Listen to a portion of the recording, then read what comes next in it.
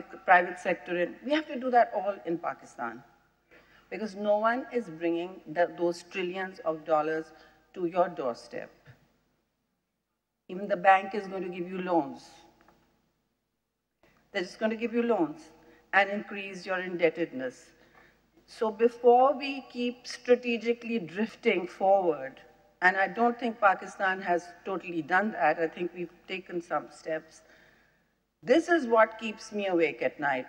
Somebody asked, Misiki, you asked me, what keeps me awake at night? This is what keeps me awake at night, the strategic drift that the world is in right now into acute climate stress.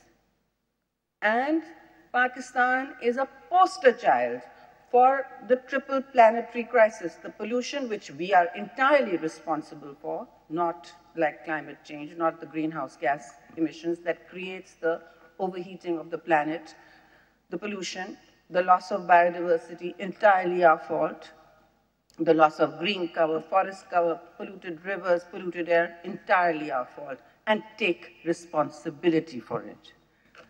But the biggest crisis is going to be overheating.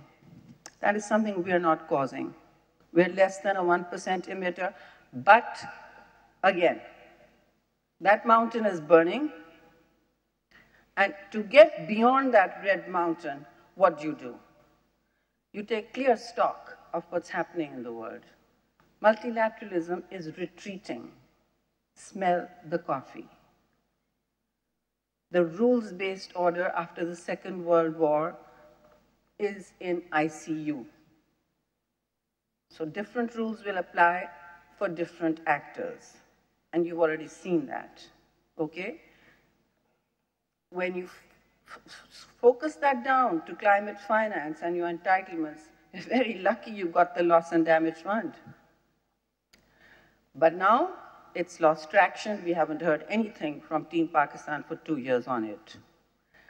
And where we need to go now is understand that even if that fund gets capitalized by the global north, I don't think that Pakistan at this rate, with the kind of projectization needed, will be able to extract the funds needed. $348 billion until 2030 is a huge amount, but it will be the cost of inaction also.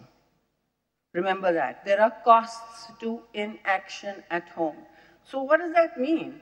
It means that we, again, say, all right, we will talk about climate justice, we will pursue it with diligence, integrity, and consistency. And one last thing on multilateralism and climate justice. So make no other mistake, and I'm sure my friend Harjeet Singh from the Fossil Fuels Treaty will tell you this later, or has already told you, the money is out there. Internationally, the money is there. But don't assume it's coming to you just because it's an entitlement, because you did not heat up the atmosphere. Just to sober everyone's minds, before you jettison climate justice as an ask, decolonize, decolonize. $7 trillion in 2022.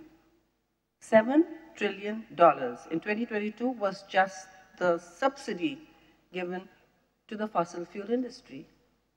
There are many other staggering figures like that. So the money is out there, but it's with private capital. And we get told internationally that you have to go to the private sector. Yes, go to the private sector at home and abroad, but remember, the private sector never works on what it owes you. There's only so much ESG you can mobilize, right? But do that, we've got to do that. We are not even doing that right now. So we've got to step up. And why I say this matters is because, look, we are not anywhere too far from our NDC, nationally determined contributions, the energy transition. If the minister is saying 55%, and I can tell you Pakistan is going through a huge solar revolution. It is absolutely quantum. It is happening outside of the public sector. It is happening because there was an enabling policy called net metering. It's enabling policy, and the tariffs and the taxation ecosystem. But there it is. Pakistan has imported 1/3 of its installed capacity in 1 year in solar panels from China. That should tell you something. The public sector has caught up to that, and that's a different debate. But on our indies, we can make that transition well before mid-century.